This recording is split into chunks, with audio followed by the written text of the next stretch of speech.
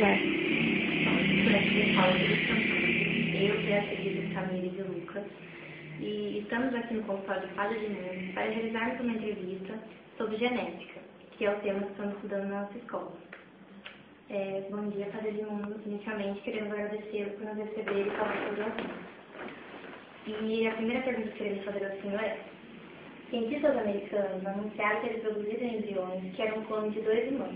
A Igreja Católica é contra tal método, afirmando que a geração de vida humana deve estar associada ao amor e à afetividade. Você, como representante da Igreja, acredita que com tal método estaríamos interferindo prejudicialmente na fonte de vida humana? Nós podemos definir de dois níveis. Primeiro, da minha opinião pessoal, da minha opinião como padre, e a opinião da Igreja, a Igreja Universal, a Igreja como um todo. Né? Então, a Igreja como um todo, isso também é muito discutido, não está muito claro essas coisas. Embora a Igreja, como a Igreja oficial, a Igreja Universal, que é representada pelo Papa, pelos bispos, ela também admite que a pesquisa é fundamental, importante, né? Embora haja algumas divergências no que diz respeito a alguns princípios.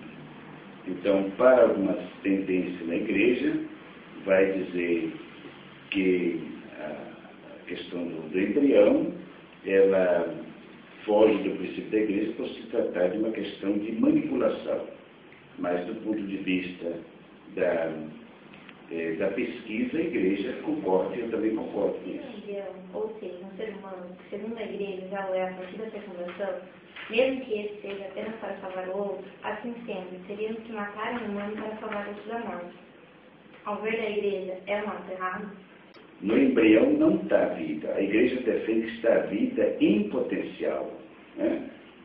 Mas é uma discussão de se mata ou não mata, discussão mais científica, se a vida começa do embrião ou depois que o feto está totalmente formado.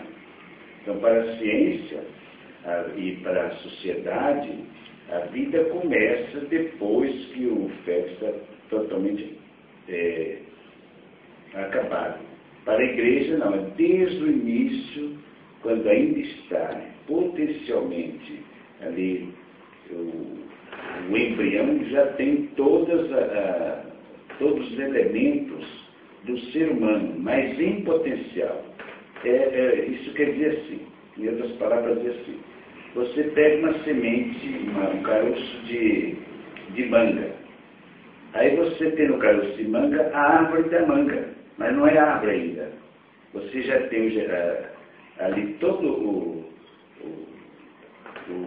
os cromossomos, você já tem ali todo o aparelho genético, né? Está tudo ali dentro do caroço de manga, mas não é ainda árvore.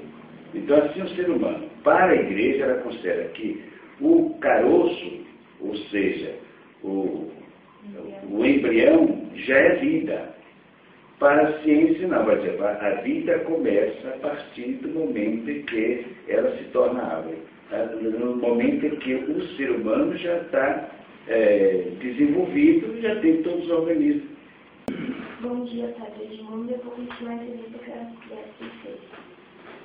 Aborto é um tema que causa muita polêmica, questionado em termos religiosos, pois a Igreja afirma que ninguém tem o direito de tirar a vida de um ser. Mas no caso de um estrupo, por exemplo, a vida que está sendo gerada provavelmente será uma vida deixada, um ser sem família. Ainda assim, a Igreja afirma que este deve ser posto ao mundo. A Igreja está falando do estrupo e quanto ela é uma instituição que defende a vida como tal. E ela defende a vida que seja de um meio natural, isto é, Deus criou o mundo e as pessoas e todo esse mecanismo da vida, da biologia, e isso vai se processar de uma maneira natural. O que a Igreja está dizendo é quando esse percurso natural ele é violentado, ou talvez, melhor, acho que a palavra melhor é dizer, quando esse percurso natural é interrompido pela manipulação da ciência. Né? E a manipulação da ciência tem uma coisa muito boa, que é querer resolver problemas de ordem mais profundas, né? E a igreja entende isso, que também há manipulação por interesse econômico, financeiro, político e tal. A pesquisa é fundamental. Eu tenho até um dado aqui que diz o seguinte, que mais de 27 milhões de pessoas sofrem de deficiência, né? E essas pesquisas ajudam, sobretudo a pesquisa das células tronco, elas ajudam a resolver doenças do tipo crônicas, doenças degenerativas, né? Então, a ciência vai nos mostrar que, na medida em que essas pesquisas vão avançando, vai melhorando a qualidade de vida, né? Isso sim, a igreja concorda com isso. Agora, o meio como isso é feito, de manipulação por outras razões, isso é que a igreja não concorda. Então, o estupro a igreja não concorda com o estupro enquanto princípio de violação da dignidade da pessoa humana.